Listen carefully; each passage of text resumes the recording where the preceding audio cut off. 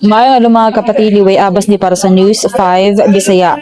Kusog nga linog ang niuyog sa General Santos City ganihang buntag. Nangahugmak ug nangahugno ang ubang mga building nga hinungdan sa pagkamatay sa pipila ka individual.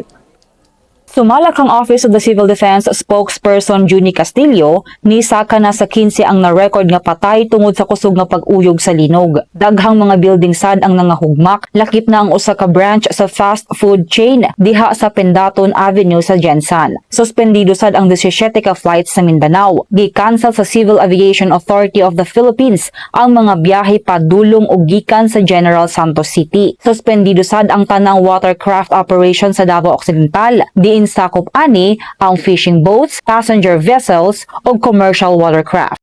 Nangahadlok, nagpanik ug nanagansad ang mga estudyante tungod sa kusog nga linog nga niuyog tunga-tunga sa ilang flag ceremony. Duna sa mga school building nga nangahugmak. Gawas pa ani, duna sa mga bitak-bitak nga nakita sa mga tulay nga nagdala og kabalaka sa mga motorista. Sumala sa FIVOX, na-record ang sentro sa linog sa Maasim, Jensan.